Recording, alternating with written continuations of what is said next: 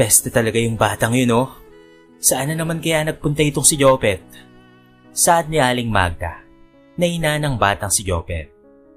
Ano ba yan si Aling Magda? Ang aga-aga bote na naman ng gin ang hawak. Naiiritang sabi ni Lorna, sa kapitbahay nitong si Aling Perla. Nako, naririnig ko ang hinahanap na naman si Jopet. Yari na naman talaga yung batang yon. Sabi naman ni Aling Perla. Kawawang bata, napunta sa maling magulang.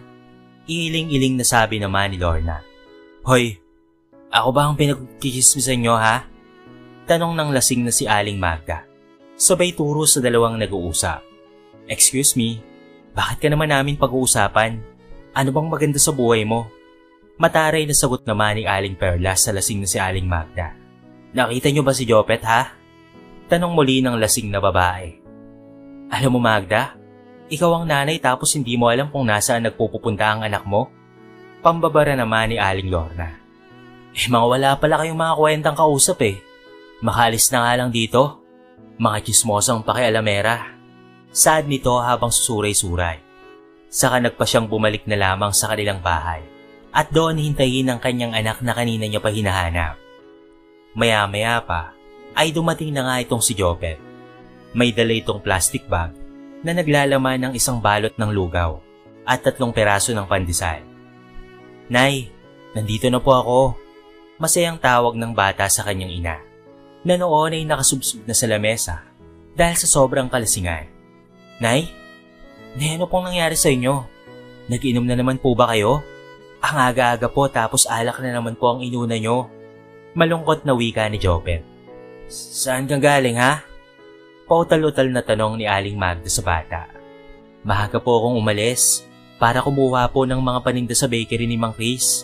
Eto nga po, may natira po pong pandesal, tapos bumali na rin po ako ng lugaw. Sabay angat ng plastic na naglalaman ng pagkain. Lika na po Nay, kain na po tayo. Aya ni Jopet sa kanyang ina. Pera, bigyan mo ako ng pera. Bibili ako ng alak. Po, ano pong sabi niyo Nay? Bingi ka ba? Sabi ko, bigyan mo ako ng pera. Bibili ako ng alak. Tingnan mo, wala na tong laman. Sabay taktak ni Aling Magda ng bote ng gin na wala ng laman sa harapan ni Jopet. Nay, wala na po akong pera. Pinambili ko na po ng pagkain natin. Mahina po kasi ang paninda ko ngayon Hindi pa nga ito natatapos magsalita, ay bigla na lamang sumigaw si Aling Magda. Wala akong pakialam sa sinasabi mo ha. Ang gusto ko, bigyan mo ako ng pera dahil bibili ako ng alak. Wala na po akong pera, Nay. Umiiyak na sabi naman ni Jopet sa kanyang ina. Umalis ka na nga sa harapan ko. O yan, sabay hagis ng almusal na binili ng kanyang anak. Tumutulo ang luha na dinampot ni Jopet ang mga pagkain na nagkalat na lamang sa safe at saka tinungo ang kwarto at doon ay tahimik na umiyak ang bata. Walang araw na hindi hiniling ng bata na sana ay tumigil na ang kanyang ina sa paglalasing. Siguro kung may tatay lamang ako, hindi sana ganito si nanay sa akin. Usal ng bata sa kanyang sarili. Kwento noon ng nanay ni Jopet sa kanya, wala pa raw siyang 1 taon nang iwan sila ng tatay Lando niya. Hindi naman daw kasi sila ang tunay na pamilya nito. Naanakan lamang raw ang nanay niya at siya ang naging bunga ng mga ito. Huli na nang malaman ng nanay niya na pamilyado na pala ang lalaking nakabuntis sa kanya. Simula noon hanggang sa ngayon, kahit 10 taon na ang nakakaraan, hindi pa rin ito matanggap ang nangyari.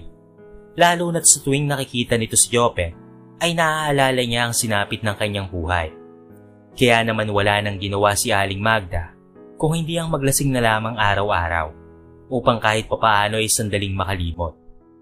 At ito ang kinalakihan ng batang si Jopet.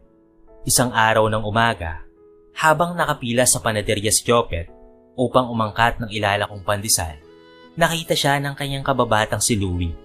Nakabihis ito ng uniforme papasok sa eskwelahan. Jopet, tawag ni Louie sa kanya. Uy, ikaw pala Louie. Nakangiting bati naman ni Jopet sa kanyang kaibigan. Papasok ka na? Tanong niya rito. Oo, ikaw ba? Tanong naman ni Louie sa kanya. Umiling naman si Jopet dito. Hindi kasi ako naka-enroll ngayon Malungkot na sagot ng bata. Hayaan mo, Papahiramin na lang kita ng mga libro ko pag wala akong pasok, tapos maglaro tayo nila Monica ng aral-aralan. Masayang sabi ni Louie sa kanya. Tipid ng ngiti lamang ang isinukli ni Jopet sa kaibigan dahil alam niyang wala siyang oras sa ganoong bagay dahil sa kalagayan niya ngayon.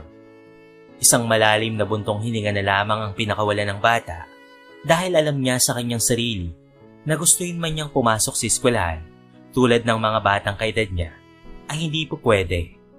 Para sa isang katulad niya ay walang puwang ang pag-aaral, lalo na't ganoon ang kanyang ina. Sa isang batang 10 taong gulang pa lamang, dapat ay paglalaro at pag-aaral ang inaatupag nito sa buhay. Ngunit hindi si isang katulad ni Jopet na sa murang edad nito ay mulat na sa hirap ng buhay. Karga-karga ang isang karton ng pandesal, nilalako niya ito sa kanilang lugar. Bumili na po kayo ng pandesal, mainit-init pa po. Sigaw ng bata habang siya ay naglalakad. Mahigit din 1 oras bago naubos ang daladala ni Jopet na pandesal. Sa bawat 100 peraso ng pandesal ay meron siyang 10 piso. Yun lamang ang kaya niyang bitbitin at ipaubos dahil naglalakad lamang siya. Hindi katulad ng mga kapwa niya naglalako na nakabike o nakamotor pa. Kung kaya't nakakarating ang mga ito sa malalayong lugar. Mang Chris, tawag ni Jopet sa may-ari ng panaderya.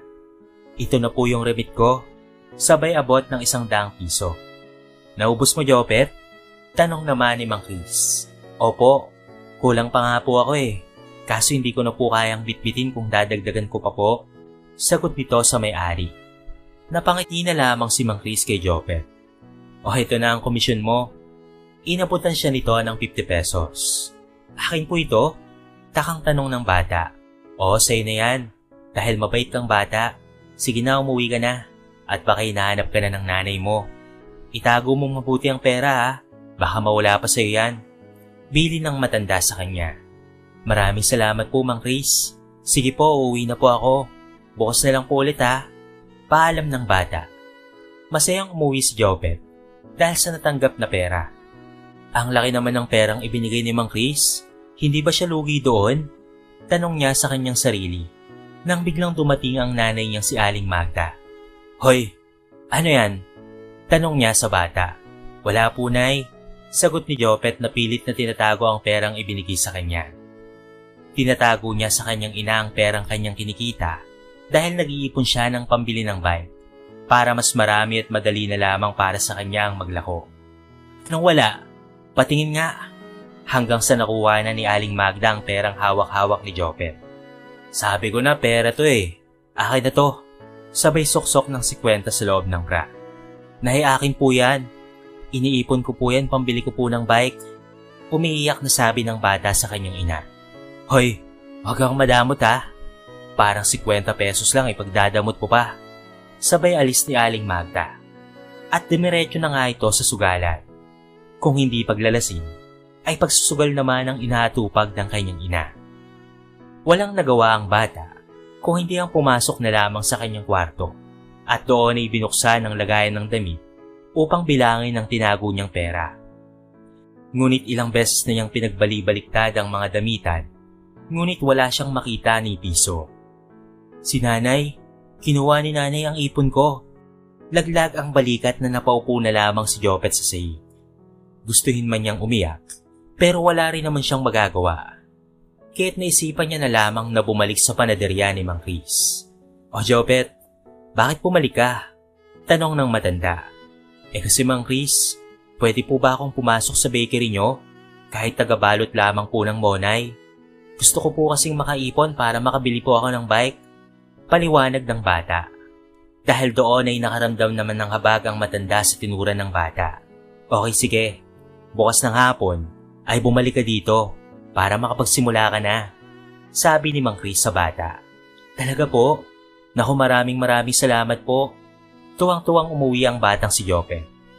Sa murang edad nito, ay nakakaisip na ng solusyon sa mga problema at ito ang nagpapabilib sa may-ari ng panaderya. Kaya naman lingid sa kaalaman ng bata, ay binilhan siya ni Mang Chris ng bike na may carrier sa likod upang hindi na ito mahirapan sa paglalako ng tinapay. Kaya naman kinabukasan, pagpunta ni Jopet doon, ay agad na ibinigay ng matanda ang dati pang pangarap na bisikleta ng bata. Wow! Para sa akin po ito. Mang Chris, maraming salamat po talaga. Napayakap naman ang bata sa matanda. Ihingatan ko po ito. Nagustuhan mo ba? Tanong sa kanya nito. Opo, Mang Chris. Gustong gusto ko po. Maraming salamat po ulit ha. Masayang umuwi ang bata, sakay ng kanyang bike. Thank you po Lord.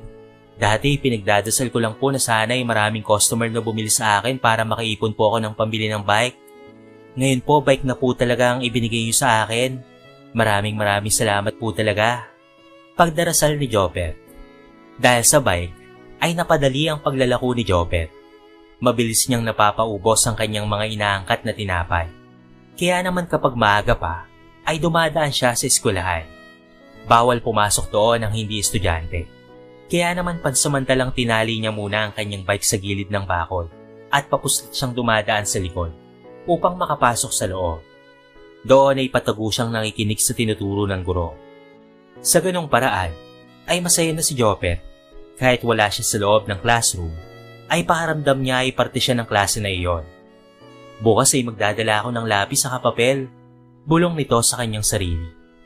Ganoon ang naging routine ni Jopet pagkatapos nitong maglako ng tinapay.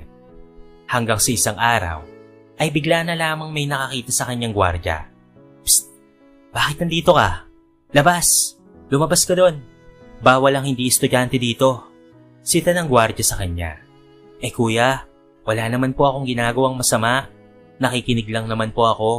Katwiran pa ni Jopet dito. Anong nakikinig? Kung gusto mong mag-aral, pumasok ka ng maayos. Hindi yung ganyan. Sige, labas. Walang nagawa si Jopet kung hindi ang lumabas na lamang. Huwag ka nang babalik dito ha. Malakas na pahabol na sigaw ng gwardya. Ngunit sadyang may kakulitan nitong si Jopet. Kaya naman kinabukasan, ay maingat siyang pumuslit muli. At doon siya pumwesto sa hindi madaling makita ng gwardya. Tahimik na isinusulat niya ang nasa blackboard nang bigla na lamang may nagsalita mula sa kanyang likuran. Anong ginagawa mo? Gulat naman na napalingon si Jopet at nakita niya ang isang babaeng halos kasing edad lamang ng kanyang ina. Ano po kasi? Sige po, lalabas na po ako. Nauutal na sabi ni Jopet. Sandali, tinatanong lang naman kita kung ano ang ginagawa mo. Hindi naman kita pinapalabas. Mataray pero bahagyang nakangiting sabi ng babae sa bata. Ano po kasi ma'am? Sinusulat ko po kasi yung nasa blackboard. Naiiyang sabi ni Jopet sa babae. Lagi kitang nakikita dito. Hindi ka ba nag-aaral? Asan ang mga magulang mo? Sunod-sunod na tanong ng babae na napag-alaman niyang principal pala roon at palagi siyang nakikita nito sa monitor ng CCTV. Hindi pa man nasasagot ni Jopet ang tanong sa kanya, ay tinanong siyang muli ng babae. Gusto mo bang mag-aral, iho? Tutulungan kita, sabi ni Lydia sa kanya. Naku ma'am, wag na po. Okay na po sa akin na payagan niyo lamang po ako kahit sa labas lang po ako makinig. Kasi po kailangan ko pa pong maglako ng tinapay para po sa amin ng nanay ko. Sa kwentong iyon ni Jopet sa principal, ay napag-alaman niya na hindi maganda ang kalagayan ng bata sa poder ng sarili nitong ina. Kung kahit sa tulong ng DSWD, ay agad nilang pinuntahan si Jopet sa tinitirhan nito. Doon ay inaabutan nilang lango sa alak si Aling Magda. Sige, pabigat lang naman yan sa buhay ko eh. Kaya kunin nyo na yan. Nang sa gayon ay wala na akong iintindihin pa. Walang pag-aalinlangang sabi ng lasing na si Aling Magda. Nay, ayoko pong sumama. Umiiyak na sabi ni Jopet sa kanyang ina. Bahala ka sa buhay mo. Nay, pakiusap po. Huwag niyo po akong ibigay sa kanila. Jopet, iho, makakabuti sa'yo na sumama muna sa amin, sabi ng isa sa mga taga-DSWD. Doon ay mabibigyan ka namin ng maayos na buhay, paliwanag ng babae. Umiiyak si Jopet na sumama sa tauhan ng ahensya. Kahit ganoon ang kanyang ina, ay ayaw niya itong iwan. Mahal niya ang kanyang nanay Magda, kahit pa hindi ito nagpakaina sa kanya. Hinanapan si Jopet ng ahensya ng taong gustong mag-ampon dahil napag-alaman ng DSWD na hindi talaga capable si Aling Magda sa custody ng bata sapagkat adik na ito sa kakainom ng alak at pinasok na rin si Aling Magda sa rehab upang doon ay maipagamot. Lumipas ang ilang buwan at nahanapan na nga si Jopet ng mag-aampon sa kanya. Isang lalaki ito na sa tansya niya ay matanda lang ng konti sa kanyang inang si Aling Magda. Dahil nga may muang na si Jopet, alam na niya ang nangyayari. Kaya naman ang kuhain siya ng lalaki ay alam niya na sa kanyang puso kung ano at sino lang siya dito sa buhay nito. Sir, maraming salamat po sa pag-ampon niyo sa akin. Balang araw po ay masusuklian ko rin po ang lahat ng kabutihan niyo. Saad ni Jopet sa lalaki. Tatay na lamang ang itawag mo sa akin, Jopet. Mula ngayon, ay dito ka na sa poder ko titira. Sabing iyon ng lalaki, na ang pangalan ay Waki. Binihisan at pinag-aral ni Waki ng bata. Binigay niya dito ang lahat ng nararapat para sa isang anak. Masaya naman ang bata sa poder ng lalaki, ngunit hindi niya maiwasan na maisip ang kalagayan ng kanyang inang si Magda. Kaya naman nang dumating ang kanyang kaarawan, ay hiniling niya kay Joaquin na samahan siyang dalawi ng kanyang inang nasa rehab. Tay, pwede po bang dalawin natin ang nanay ko? Miss na miss ko na po kasi siya eh. Gusto ko lang pong malaman ang kalagayan niya. Saad ni Jopet. Napakunot naman ang noo ng lalaki at naging seryoso ang mukha nito. Bakit kailangan mo pang puntahan ang nanay mong nagpahirap at hindi nagbigay ng pagmamahal sa'yo? Tanong ni Joaquin sa bata. Napayuko na lamang si Jopet habang sinasabi na, kasi po tay, nanay ko pa rin po siya. Kahit ano pong mangyari, ay nanay ko po siya. Kahit ganoon po siya ay mahal na mahal ko po siya. Siya po ang dahilan kung bakit po ako nabuhay ngayon. Pagkasabi ngayon ng bata, ay napalitan ng awa ang kanina'y seryosong mukha ni Joaquin. Sige, pupuntahan natin ang nanay mo. Pero una't huli na natin itong gagawin yun ha. Kasi sa totoo lang, bawal ang dalaw doon. Makikiusap lang ako sa kaibigan ko sa loob. Paliwanag ng lalaki sa bata. Opo tay, maraming salamat po. Sabay yakap ng bata kay Joaquin. Ngunit lingid sa kaalaman ni Jopet, ay nilalayo lamang siya ng lalaki sa kanyang ina. Nagpunta nga sila sa rehab, kung saan naroroon si Aling Magda. Hindi na nga sumama sa loob si Joaquin, at si Jopet na lamang ang nakipagkita sa kanyang ina. Nay, kamusta ka na po? Birthday ko po ngayon. Dinalhan po kita ng mga paborito mong pagkain. Kaso nay, sorry po. Dahil bawal po dito yung gusto mo na inumin. Dire-diretsong salita ng bata. Nay, magpagaling ka po ha. Baka matagal pa po bago ulit tayong magkita. Bawal daw kasi ang bata dito eh. Paglaki ko po nay, ay kukunin po ulit kita. Babalikan kita nay. Pangako ko po yan. Mahal na mahal po kita.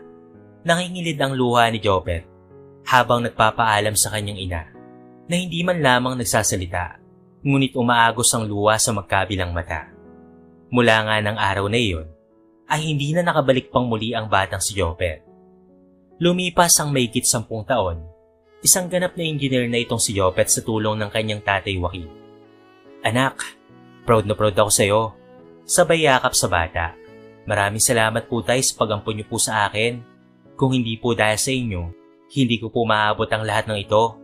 Saad naman ni Jopet. Ngayon nakatapos ka na anak, may pagtatapat ako sa iyo. Pero bago yan may kailangan tayong puntahan. Seryosong sabi ni Joaquin sa kanya. Nagtataka man, ay sumunod na lamang ang binata. Nagtungo sila sa lugar na pamilyar sa kanya. Doon ay nakita niyang nakaupo ang isang babaeng pamilyar ang mukha. Maayos ang damit nito. Medyo puti na ang buhok at nakangiting sumalubong sa kanila. Congratulations, Engineer Jopet. Sabay yakap sa kanya ng babae. Nay, maluwalo ang sambit ni Jopet. Nay, magaling ka na po. Nay, namiss ko po kayo ng sobra. Salamat sa Diyos at gumaling ka na. Nay, paano niyo po nalaman na engineer na po ako? Paano niyo po nalaman na darating kami? Sunod-sunod na tanong ng binatang si Jopet. Kahit kailan ay hindi ako nawalan ng balita sa iyo anak. Dahil iyon sa tatay mo. Sabay turo ni Magda kay Joaquin, na kanina pa nakikinig sa kanila. Linggo-linggo ay dinadalaw ako ng tatay mo. Kinikwento ka niya sa akin. Kwento ni Aling Magda. Pero anak, may kailangan kang malaman. Sambit naman ni Joaquin sa binata. Ang masayang emosyon ay napalitan ng tila tensyon, lalo na sa dalawang matanda. Ano po yun tay? Joaquin, wag na. Awat naman ni Aling Magda. Hindi Magda, kailangang malaman ni Jopet ang buong katotohanan sa kanyang pagkatao dahil karapatan niya ito. Anong katotohanan po? Naguguluhang tanong ng binata. Jopet anak, totoong anak kita. Totoong nanggaling ka sa akin. Ikaw ang anak ko kay Magda. Ikaw ang bunga ng panggagahasa ko sa nanay mo noon. Dahil doon, ay tuluyan nang umagos ang luha ni Magda. Naguguluhan naman sa kanyang narinig si Jopet. Hindi niya malaman kung anong emosyon ang dapat niyang maramdaman ng mga sandaling iyon. Nang humupa na ang tensyon, ay doon pa lamang ikinuwento ni Joaquin ang buong pangyayari. Matalik silang magkaibigan at malaki pala ang pagkakagusto nito kay Magda noong araw. Ngunit hindi siya gusto nito, kung kaya't nagplano siyang lasingin ito at pagsamantalahan. Pinalabas ni Joaquin na niloko ni Magda ang nobyo nito. Dahilan upang iwan si Magda ng lalaking noon ay nagbabalak na pakasalan siya, kung hindi lamang dahil sa hayupan ni Joaquin. Iyon ang dahilan kung bakit galit na galit si Aling Magda kay Jopet. Dahil sa tuwing nakikita niya ang bata, naaalala niya ang bunga ng ginawa ni Joaquin sa kanya. Pero lingid sa kaalaman nilang mag-ina, hindi nawala sa pagsubaybay si Joaquin, lalo na dito kay Jopet. Napag-alaman rin ng binata na kay Joaquin galing ang bike ng bata, hanggang sa bigyan niya ng hint ang DSWD sa kalagayan nito upang mapunta sa kanya ang bata at mapagamot si Magda. Alam ko kasi na ako ang naging dahilan ng lahat ng paghihirap mo anak. Ayokong lumantad bilang ama mo noong panahon na yon dahil natatakot akong makulong pag isnuplong ako ni Magda. At sa isip ko, lalong hindi kita matutulungan. Paliwanag ni Joaquin dito. Habang nag-aaral ka, palagi kong dinadalaw ang nanay mo. Hindi ko siya pinapabayaan hanggang sa tuluyan na siyang gumaling. Araw-araw ay humingi ako ng tawad sa kanya sa lahat ng masasamang ginawa ko. Tumutulo ang luwang sabi ni Joaquin sa mag-ina. Kung isusuplong mo ako sa pulis ngayon, ay handa akong pagbayaran ng lahat ng kasalanan ko anak. Kahit doon na ako mabulok at mamatay, okay na ako doon. Dahil alam kong kaya mo na ang sarili mo. At alam kong tapos na ang obligasyon ko sa'yo. Sana'y mapatawad at mahalin mo pa rin ako anak. Tulad ng nanay Magda mo. Madamdaming sabi nito sa mag-ina. Tatalikod na sana si Joaquin nang bigla siyang hinabol ni Magda at niyakap nito. Joaquin, pinapatawad na kita at nagpapasalamat ako sa lahat ng ginawa mo para sa anak natin. Matanda na tayo para magtanim ng pot at kalit. Pero alam ko na hindi pa huli ang lahat para ayusin natin ang ating buhay. Ayusin natin ito ng magkakasama. Pagkasabi ngayon ni Magda, ay lumapit sa kanila si Jopet at niyakap silang pareho. Doon nga ay nabuo ang kanilang pamilya. Kahit pa hindi ito naging maganda sa simula, ay naging maayos at maganda naman ito sa huli at patuloy silang nagmamahalan bilang isang tunay na pamilya na sama-sama. Sa ating buhay, maaaring may mga bagay tayong nagawang pagkakamali, pero hindi ibig sabihin noon na huli na ang lahat para magbago at humingi ng tawad sa mga taong nasaktan natin. Palaging dadaan na habang may buhay ay palaging may pag-asa.